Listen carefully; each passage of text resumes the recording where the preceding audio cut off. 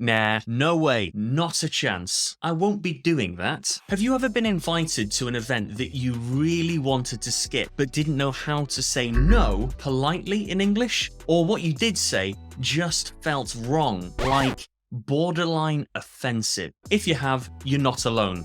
And yes, it can be challenging. So how do you do it with grace, style, and above all, politely? After all, there is a 100% effective group of phrases for doing this really well. But of course, there are some real cringeworthy ones too. I mean, have you ever said any of these three clangers in response to a request? Thanks, but no thanks. Oh, that's just cold. Or how about, I'm not sure just yet. I might do. So slippery. And of course, the classic. I think I'm busy. Classic dodge, and it's so obvious. And so these responses, if we can even call them that, are really not the thing to say if we aim to be polite, professional, or otherwise. You see, they completely fall short of the 7 steps we should be using and following when declining something politely. And the worst thing is, there is no excuse because they are so easy to remember. They even spell the word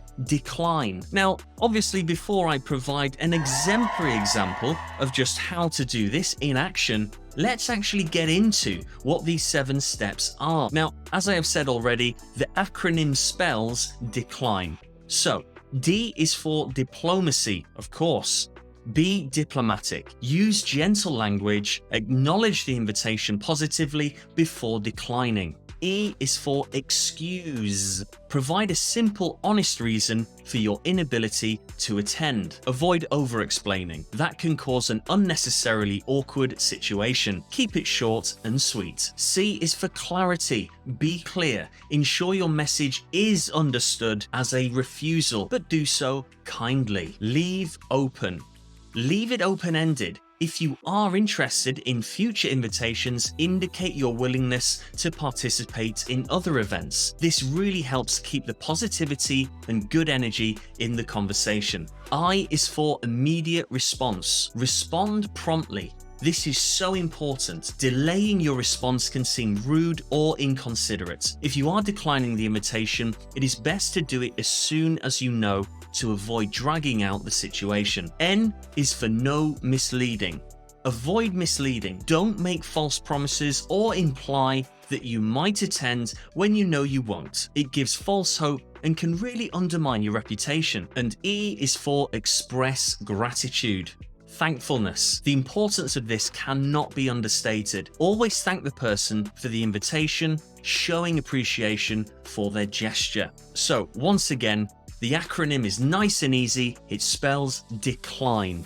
And the framework is D for diplomacy, E for excuse, C for clarity, L for leave open, I for immediate response, N for no misleading, and E for express gratitude. So how does all this look when delivered in a cool, calm and collected manner which exudes politeness and professionalism? Well, how about this? Rob, would you like to come to an office networking event a week on Friday? Most of the department's going. Thank you so much for thinking of me. However, I do have a prior commitment on that day, so I won't be able to make it. I'd love to get involved in one another time though, responding immediately on the spot. Please don't hesitate to go ahead and start making plans without me. I really appreciate the invite and I hope you all have a great time. It's like super smooth. But what if you want to say something slightly different? What are the options? Well, here are some alternative phrases for each part. Diplomacy. It's really kind of you to include me. How thoughtful of you to include me. I'm flattered to be invited. It means a lot that you thought of me. To excuse, I've already committed to another engagement that day. I'm currently swamped with prior obligations. Regrettably, I have conflicting schedules that day. Unfortunately, I'm tied up with other commitments on that date. For clarity, regrettably, this means I'll have to miss it. Therefore, I'm unable to attend. This means I'll have to pass, unfortunately. As a result, I'm not in a position to attend. For leaving it open-ended, I look forward to joining in the future. Let's definitely connect some other time. I'm eager to join next time. However, I hope I can find another opportunity soon. And of course, always providing that immediate response as promptly as possible. Now for no misleading, don't let my absence change any arrangements. Go ahead with your plans and have a great time. I wouldn't want to keep you from making plans. Feel free to proceed without considering my availability. And finally, to express that gratitude, your invite is greatly valued, thank you. I truly appreciate your invitation. I'm honoured by your invitation and hope it's a wonderful event. Thanks a lot for the offer though, it means a lot.